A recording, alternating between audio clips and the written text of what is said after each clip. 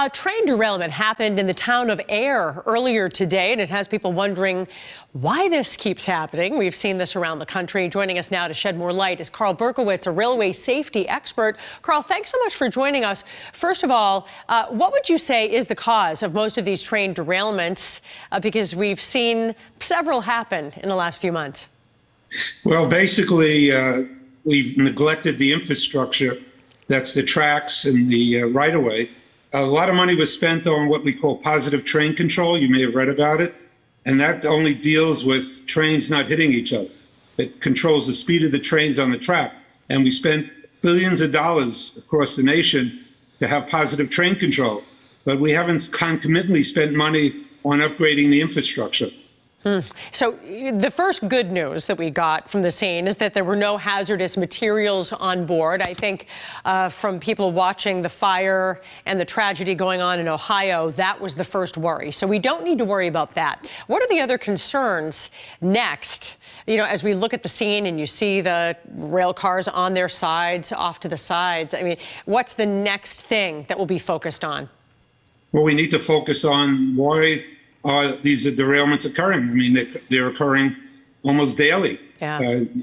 And I think there was an article, I think it was the Secretary of Transportation made a speech, and he said that we have 1,000 derailments a year, approximately. And that's quite a bit. You know, this is, I think, is intolerable, since the rail system is a controlled system, and all the elements of the system can be controlled and improved. It's not like the highway system where there's many jurisdictions involved. In the railroad system, we have very few railroads. We have major railroads, the 4 national railroads, and we have what we call short lines and terminal railroads.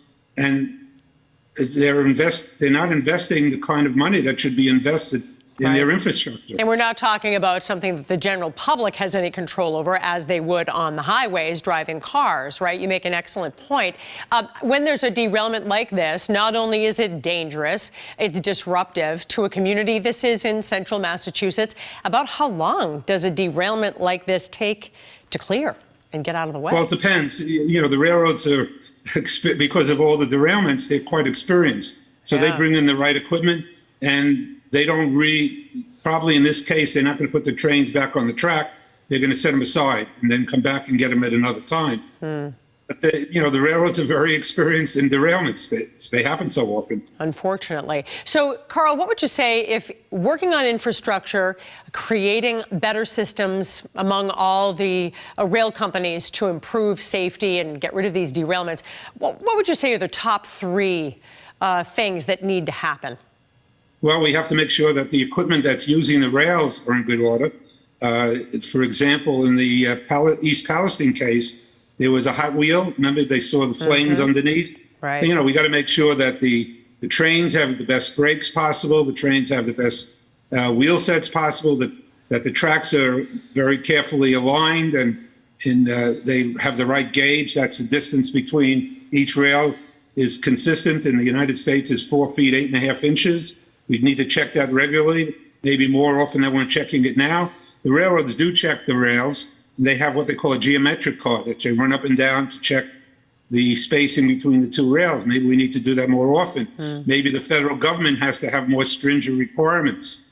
One of the things that was mentioned after East Palestine is that we relax certain standards. And I don't know if this is true, but one of the commentators, a professor at one of the universities, said that the braking system that we use on the trains today dates back to the 1800s. Well, I think we can do better than that. I think at this point.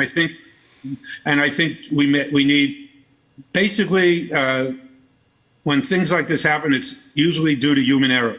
And human error is a result of bad management, and bad management is as a result of bad training.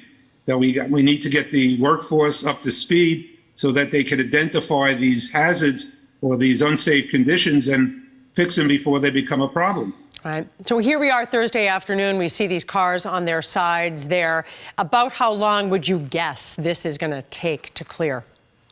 Well, I don't know exactly. You know, it wouldn't take more than a day, less than a day or so.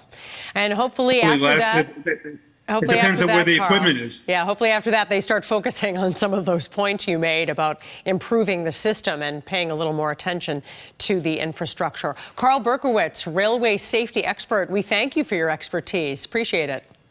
Thank you for interviewing.